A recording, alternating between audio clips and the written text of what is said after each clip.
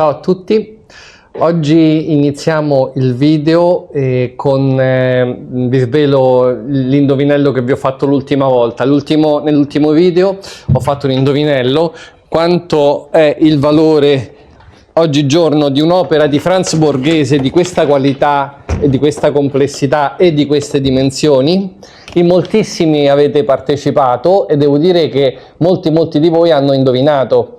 Già in passato avevo avuto l'impressione di essere seguito da molti operatori del settore, collezionisti e persone che si intendono e seguono il mercato dell'arte, e oggi ne ho avuto la conferma con questo indovinello. Quindi il valore, che non dico i nomi di tutti perché siete in tanti, però in tanti avete indovinato, ci siete andati comunque molto vicino, di un'opera del genere sul mercato attuale è di 3.000 euro. Quando io dico il valore, che cosa intendo?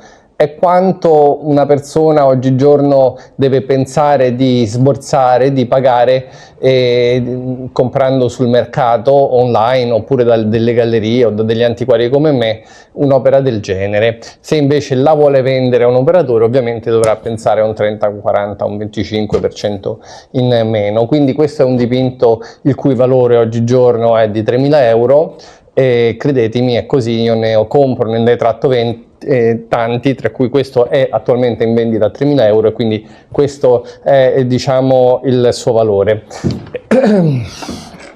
Detto questo, con il video di oggi vi parlo, cerco di rispondere a alcune domande. In tanti mi fate tante domande, ovviamente non posso rispondere a tutti, però tante persone mi hanno chiesto di ripetere ancora una volta, già l'ho fatto nei video passati, soprattutto penso a novembre e dicembre, la differenza tra un mobile del 7 e uno dell'8. Oggi vi parlerò di questo qua. Un'altra cosa di cui vi parlerò, poi vedrete ovviamente come al solito le valutazioni che facciamo qui la mattina delle persone che ci portano delle cose in vendita. A volte compriamo, a volte non compriamo, però abbiamo visto che sono valutazioni che interessano, e quindi quando le persone ci danno il consenso a riprenderli, li riprendiamo e quindi vedrete alcune valutazioni. Alla fine farò un altro indovinello su un'opera che ho acquistato, che è questo quadro. Alla fine ve lo farò vedere bene e sarà un indovinello, penso, molto divertente, perché metterò addirittura un premio per chi mi dice non il valore, quello ve lo dirò io, non l'epoca, non ve la dirò, però non me ne importa niente, però voglio sapere da voi il nome e il cognome del pittore. Non è facile, però già vi dico che è un pittore piuttosto importante. Il valore dell'opera è 1.500 euro, e quando si parla in questi tempi, con il mercato così basso, di un olio così piccolo, 1.500 euro, vuol dire che il pittore già sta in area, diciamo, museale per quanto riguarda le sue opere molto più grandi e più importanti. Di conseguenza questo alla fine del video, quindi vi farò l'indovinello, e adesso passiamo quindi alle vostre domande. Un signore, tramite il sito quantovale.site, come sapete abbiamo un sito, quantovale.site, scritto site, attraverso il quale con 18 euro noi facciamo delle valutazioni. Entro 24-48 ore al massimo vi diamo il nostro parere sull'opera sottoposta alla nostra attenzione. Questo signore mi ha inviato la foto di un trumoncino. Pensava fosse del 700, era una cosa di famiglia, invece era del 900. Mi ha chiesto di spiegarlo. Ovviamente non posso farlo singolarmente per ogni persona che mi chiede una valutazione su quanto vale, però penso che sia un argomento che possa interessare a molte persone, quindi lo faccio.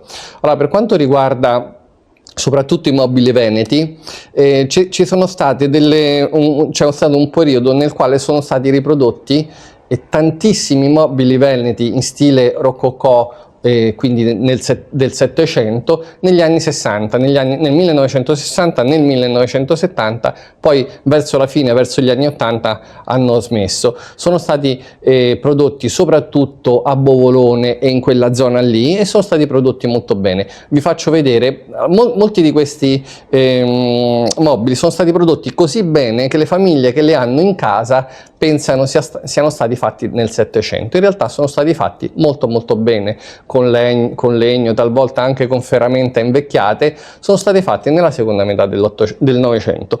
Venite che vi faccio vedere di cosa sto parlando. Allora, innanzitutto vi faccio vedere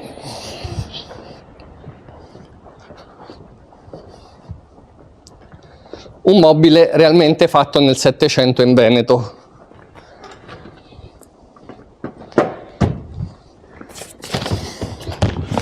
Che è questa ribalta. Questa ribalta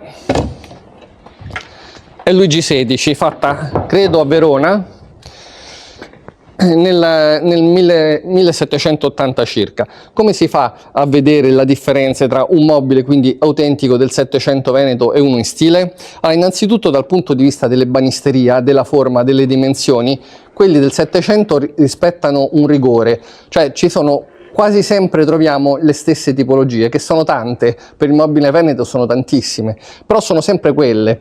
Per quanto invece riguarda i rifacimenti, talvolta sono rifacimenti che rispettano queste tipologie, che quindi potete trovare sui libri, ci sono dei libri specifici sui mobili veneti. Talvolta invece sono delle tipologie un pochino più pacchiane, un pochino più mosse. Adesso vi farò vedere un trumoncino che abbiamo di là. Questo perché? Per andare incontro ai desideri dell'epoca del 1960-1970. Quindi questo è il rigore formale del Luigi XVI. Questo è come sono fatti i cassetti. I cassetti dei mobili del Settecento veneti, le fodere sono fatte più o meno in questa maniera. Questo che vedete è il solco che devono avere i mobili del Settecento. Perché? Perché sono 200 anni che i cassetti vanno avanti e indietro. È normale che si scavi in così tanto tempo un solco. Qui ci sono dei chiodi che, come vi ho detto in altri video, che vi invito ad andare a vedere, quelli di novembre e di dicembre, sono chiodi di rinforzo, quindi sono chiodi moderni, novecenteschi, però a fianco al chiodo di rinforzo messo da un bravo restauratore che ha fatto questo lavoro per non far collassare il mobile nel Novecento, ci deve sempre essere in un mobile antico anche il chiodo del Settecento. Come faccio a sapere il chiodo del Settecento, che questo è un chiodo del Settecento? È in tutta evidenza battuto a mano, ha una forma completamente irregolare. Se io lo tirassi fuori con delle pinze, magari dopo lo faccio con un altro, magari un pochino meno pregiato, vi faccio vedere che sono chiodi tutti battuti a mano e tutti irregolari, quindi in un'epoca dove ancora non c'era l'industrializzazione, che viene poi nell'Ottocento. Queste sono le fodere che deve avere un mobile del Settecento. Quindi code di rondine grandi o assenti e una sostanziale diciamo rozzezza di costruzione. Ricordatevi che nel Settecento siamo ancora in un'epoca dove si fa tutto a mano. Quindi questo è un mobile autentico. Adesso andiamo a vedere quali sono i rifacimenti degli anni 60.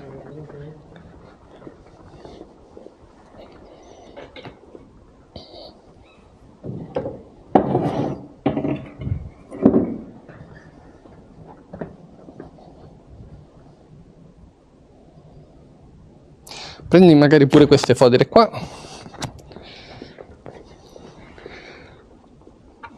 Questo è l'aspetto che devono avere le fodere a muro dei mobili antichi del 7.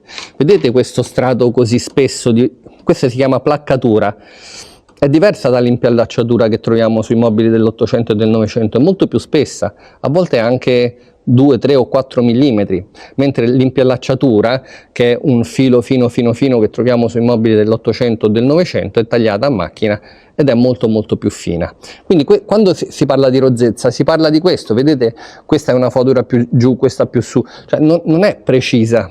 Adesso andiamo a vedere il mobile fatto negli anni 60. Eccolo qua, questo è il rifacimento fatto negli anni 60 o anche 1970 in Veneto, forse a Bovolone o giù di lì, di un mobile del Settecento veneto. Quindi la tipologia si chiama trumò, o meglio trumoncino, che sarebbe ribalta sotto e vetrina, libreria o come la volete chiamare sopra. E la linea mossa ci dice che si riprende lo stile rococò. Come si fa a vedere che non è un mobile del Settecento? Allora, innanzitutto i mobili fatti nel Novecento sono stati verniciati non a spirito e gomma lacca come quelli del Settecento, ma con delle lucidature più industriali, in genere lo facevano a spruzzo. Di conseguenza i colori che vedete non sono proprio quelli naturali del noce, ma c'è una certa uniformità. Un mobile antico restaurato a spirito gomma lacca non è mai così uniforme, ci sono dei chiaroscuri, invece nei rifacimenti novecenteschi questi chiaroscuri non ci sono, ragion per cui tante volte riusciamo a vederlo anche dalla foto senza un'analisi tecnica del mobile che sono dei rifacimenti. Un'altra cosa, un'altra diciamo spia che questo è un rifacimento è il fatto che sostanzialmente questa tipologia nel Settecento non esiste, un ebanista del Settecento veneto non l'avrebbe mai fatto così tozzo, l'avrebbe fatto più bello, più slanciato, diverso, più di qualità. È molto rozzo nei dettagli dal punto di vista ebanistico. Detto questo, una volta che si apre, innanzitutto questo è tamburato addirittura, un mobile del Settecento evidentemente non sarà mai tamburato, dopodiché le fodere sono nuove. Tamburato che vuol dire? Tamburato vuol dire che praticamente qui è vuoto, è un procedimento industriale col quale si fa un mobile, se non industriale diciamo semi-industriale. Le fodere sono troppo precise, i mobili del Settecento non ce le hanno così precise, ci sono chiodi fini fini che sono quelli novecenteschi e non c'è quello del Settecento più rozzo, come vi avevo spiegato prima, imperfetto. È tutto molto liscio, molto preciso, troppo preciso. Addirittura le fodere dei cassetti, la fodera più in basso è addirittura in compensato, che il compensato è un'invenzione del Novecento che non si può trovare nei mobili del Settecento. Le gambine nei mobili del Settecento olandesi non erano mai così, erano molto più fini, più belle, sembrano delle sculture. Per non parlare delle ferramenta che sono in tutta evidenza industriali, una uguale all'altra, non sono fatte a mano come quelle del Settecento. Questi sono mobili che si trovano molto spesso nelle case. Questo diciamo non c'ha nessuna intenzione, nessun desiderio di passare per un mobile antico. Talvolta li hanno fatti molto meglio, con legni antichi, chiodi antichi, e possono sembrare dei mobili del Settecento quando non lo sono. Allora in quel caso l'analisi è un pochino più difficile. Comunque ricordatevi sempre, in qualsiasi dubbio, noi abbiamo un sito quantovale.site, con 18 euro ci inviate le foto, entro 48 ore vi diamo il nostro parere, che non è altro che il nostro parere. Vi faccio vedere anche le fodere, come sono fatte.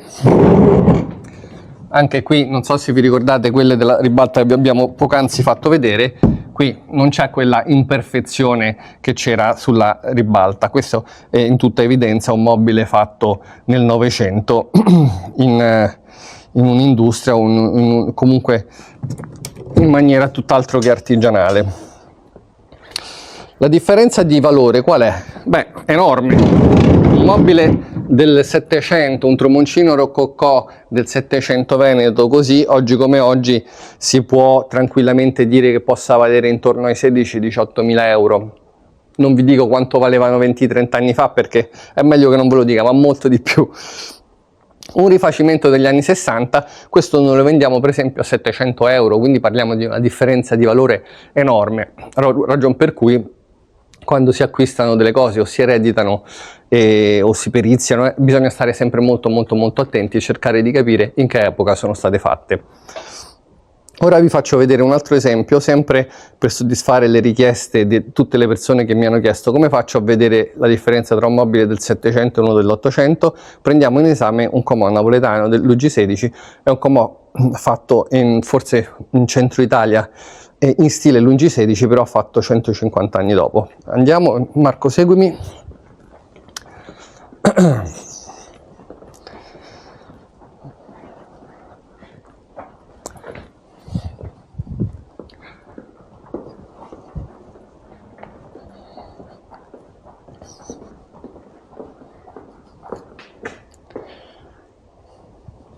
Allora, questo è il comò fatto nella fine dell'Ottocento.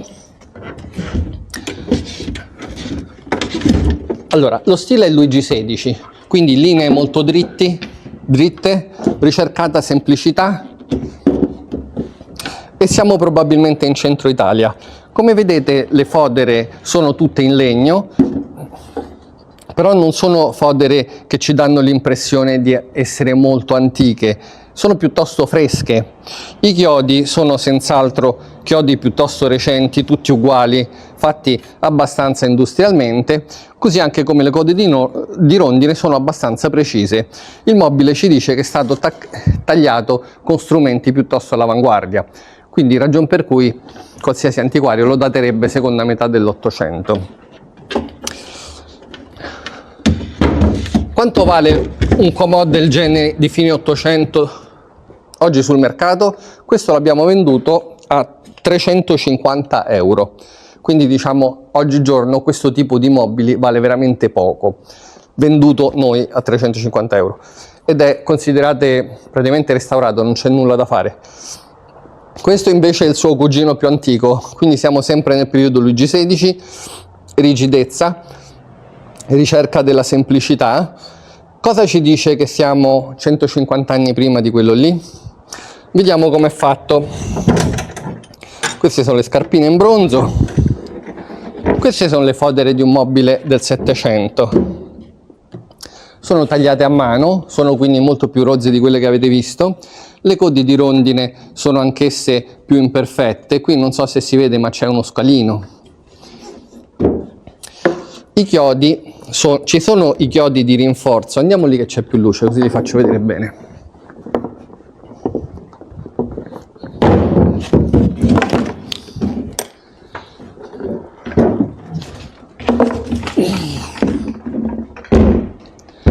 Ecco qua.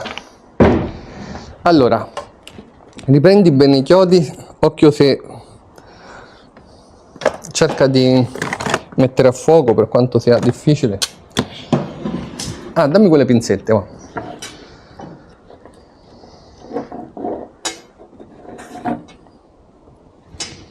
Vediamo se riesco a tirarne fuori uno antico. Allora, questi sono chiodi moderni, vedete questi tondi qua? Questi li potete trovare in tutto il mobile. È un restauratore che 50 anni fa li ha messi come si fa sempre sui mobili antichi, perché sennò il mobile collassa. Però accanto a quelli moderni, in un mobile del 700 ci devono stare quelli antichi, e qui ci sono questi qua.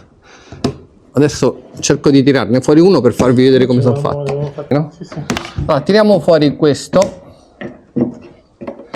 e vi faccio vedere come è fatto un chiodo del 700.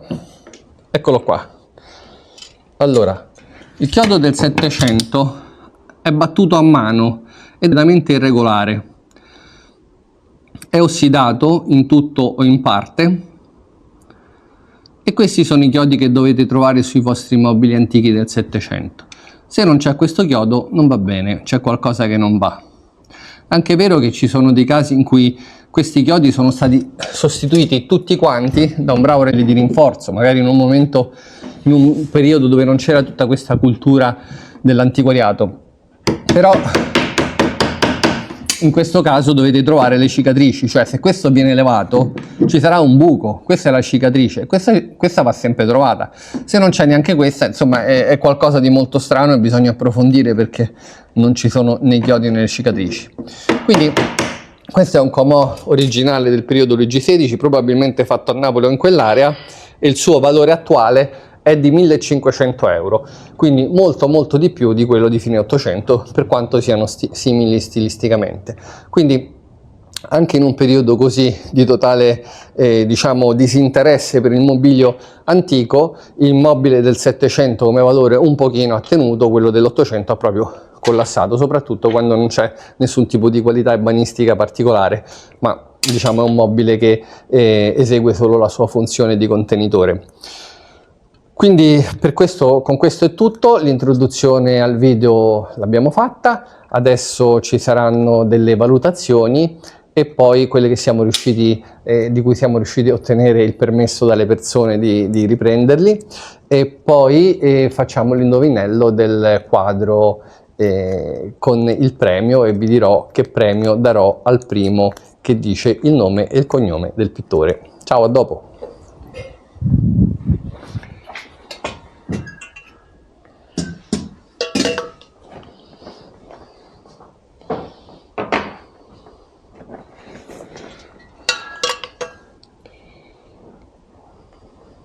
Sì, È un servizio da tè e da caffè. Questa è la caffettiera, questa è la teiera, zuccheriera e lattiera in argento italiano.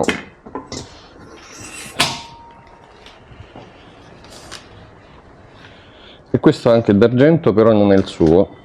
Posso vedere questo? Che cos'è? Un certificato? Era, sì, come si faceva una volta, diciamo.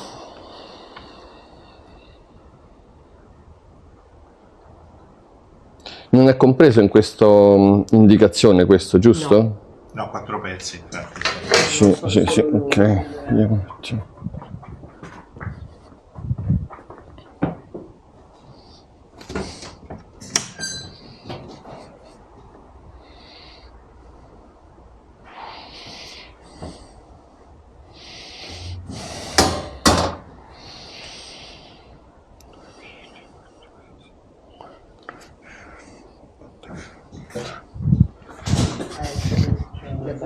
Sì, perché ci giocano i nipotini, quindi è stato scaraventato a terra. Sì. Ok. Un secondo solo,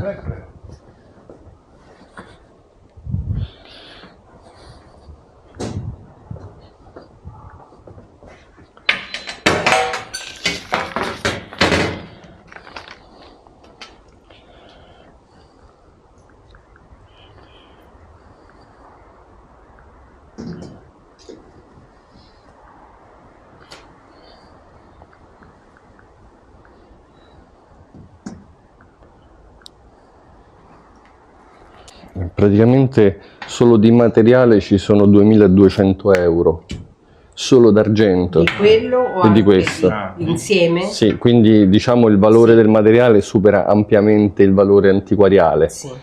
Quindi noi non possiamo che offrirvi quello che vi offrirebbe cioè qualsiasi persona È quello che volevamo cioè capire. l'argento oggigiorno è così alto, cioè, Sì. ovviamente se lei mi porta un oggetto del 700 o È del ovvio, 600 è ovvio. è un conto.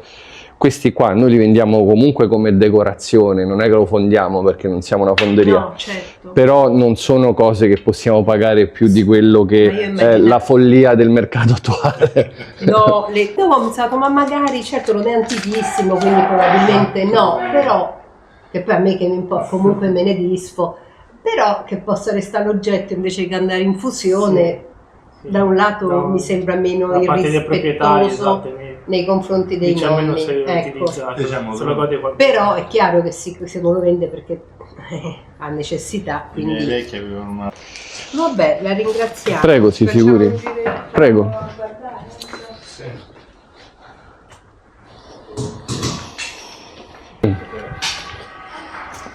Venga, venga. Ha finito? Sì, adesso sì. Vediamo. Allora.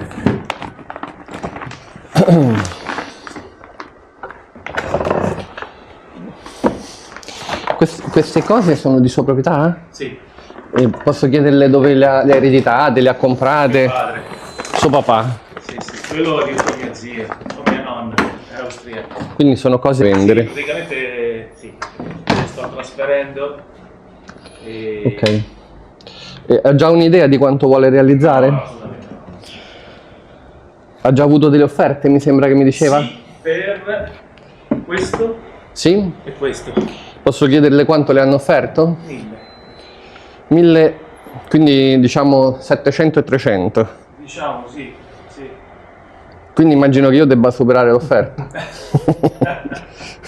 No, lei è un esperto, di fare conseguenza Un'offerta che non potrà rifiutare. mi fa un prezzo che Ma lei vuole un'offerta unica per tutti? Facciamo prima magari? Vi faccio due calcoli e faccio un'offerta? guardi, glielo chiedevo anche per messaggio WhatsApp. Sì. L'idea è quella di lasciarglieli tutti se lei se li prende, Sì? però mi sarebbe piaciuto avere una valutazione ad soggetto. No, lo dicevo solo per praticità perché sono tanti. Sono tutti antichi, sono carini, si vede che sono stati collezionati con gusto e con passione. Questa è un'icona, questa è una copia,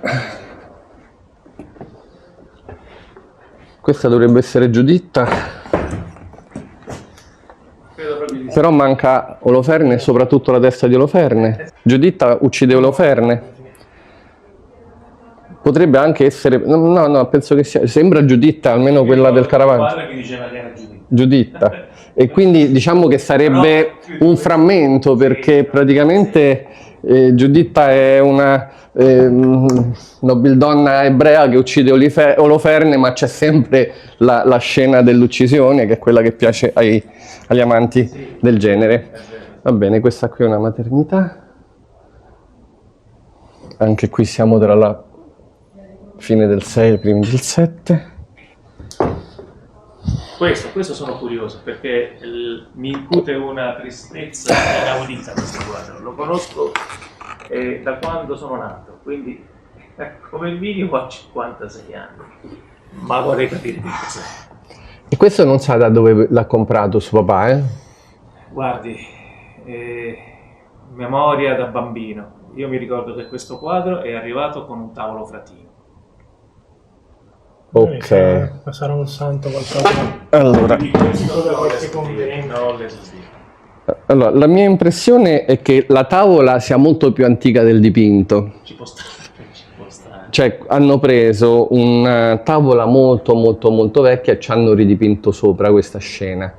Anche perché la qualità non è coerente. Cioè, questa qua è una cosa che se è antica siamo ancora nel 5. Non è il primo che me lo dice, soggetto religioso di qualità rustica.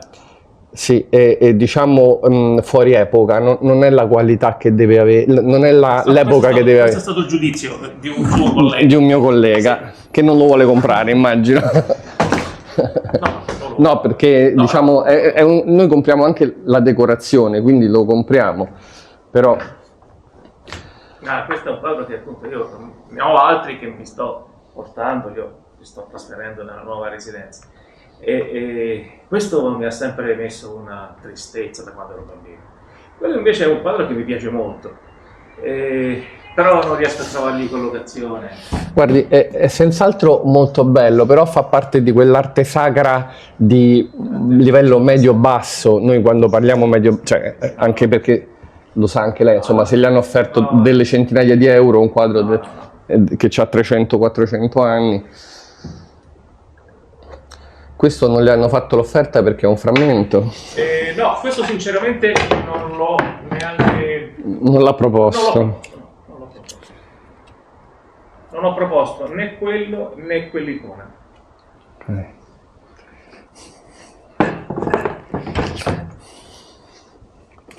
Quello non lo consideri. Me lo prende e mi fa una cortesia. Quello sinceramente non so. Non c'ha qualità pittorica, guardi Sì. l'orecchio. Sì. Cioè l'orecchio sembra che, non dico io perché non sono in grado neanche di fare questo, però mia figlia l'avrebbe fatto meglio. Senza collo.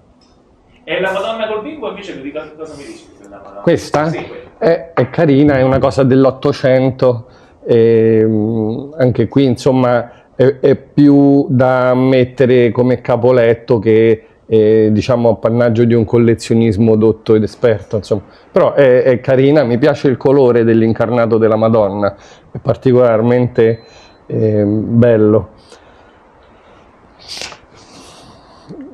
Questo è un dipinto su porcellana, anche questo andavano moltissimo, c'erano collezionisti, adesso io non conosco neanche un collezionista, siamo nei primi dell'800, concordo con quanto è scritto dietro, e siamo in Nord Europa. Allora, intanto io che parlo devo fare anche dei calcoli, perché lei giustamente...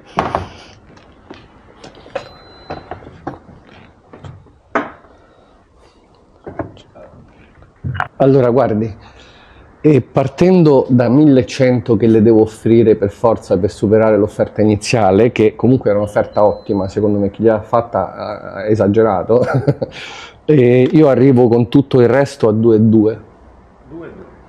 2,2. Sono quadri di decorazione, non c'è nulla di particolare. 2,2 glieli do volentieri e di più non le posso dare perché poi non riuscirei a venderli. Tornerei a 2,5, ma non è possibile. Non è possibile perché non riesco a trovarli, perché queste sono cose che noi vendiamo a 300-400 euro, qua ne abbiamo tante, ma con fatica, cioè questi li abbiamo già da un po'. Questi se va in giro nel mio negozio li trova a 80, sono Reggicero, sono antichi, Sì, però Italia Centrale. Allora, eccomi di nuovo qua.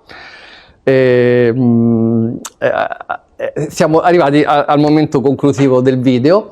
Allora, dell'indovinello.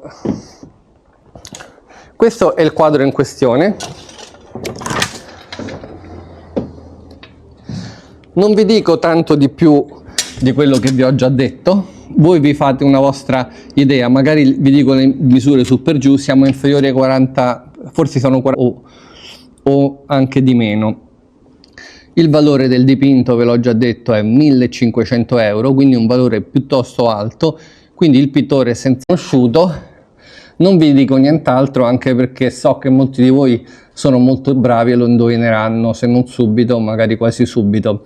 Però, visto che vi darò un premio, il premio sarà un buono di 30 euro da spendere nel nostro negozio eBay, il che vuol dire che se scegliete un oggetto da 30 euro praticamente non mi dovete nulla e noi ve lo consegniamo a casa, ovviamente comprensivo delle spese di consegna, 30 euro comprese le spese di consegna. Quindi per esempio se un oggetto costa, che so, 22 euro più 8 di consegna, 30 euro siamo pari e il signore o la signora che ha indovinato ci avrà l'oggetto che sceglie sul nostro negozio eBay gratuitamente a casa sua. Però vi devo dire, c'è una regola. Non è che da ogni profilo YouTube potete dire 10, 15, 20 nomi, no, ne potete dire solo uno, quindi pensateci bene, fate le ricerche che dovete fare, poi scrivete il nome e il cognome di questo pittore e se indovinate, la firma sta qua sotto, la prossima volta ve lo faccio vedere, il primo che ha indovinato, quindi in ordine temporale, riceverà questo premio. Quindi sono o 30 euro da spendere sul nostro negozio eBay, oppure 2 valutazioni gratuite dal sito quantovale.site. Ciascuna delle valutazioni che noi vendiamo costa 18 euro, un sito molto molto gettonato e io se il signore invece di 30 euro è da spendere sul negozio eBay preferisse 2 valutazioni, gli farò gratuitamente 2 valutazioni, il signore o la signora, scusate. Quindi questo è l'indovinello, il guanto di sfida è lanciato, adesso a voi la risposta, studiate mi raccomando. Ciao! Cerco di tirarne fuori uno per farvi vedere come sono fatto. L'avevo fatto nel video l'altra volta, magari una foto da me. Ovviamente questo lo tagli. Non si è rotto. Aspetta. Qua. Per darvi un'idea della differenza di valore, che succede? È morto. Il mio? Sì. Ma si sente comunque magari. No, non si sente. Prova a parlare, non si sente. Pronto, pronto? No. Da quanto è morto? Non lo so. Prima funzionava. Non è che si è spento. Prova. Stamattina l'hai lasciato acceso. Adesso è acceso. Prova a parlare. Pronto, pronto? Pronto? Pronto, pronto? Oh, no, è questo qua che è morto. Ah, mettiamo tutto in carica e rifacciamo, visto che non ti preoccupare. No, prova a parlare. Pronto, pronto? Adesso funziona. Ma non sappiamo dove sono arrivato però.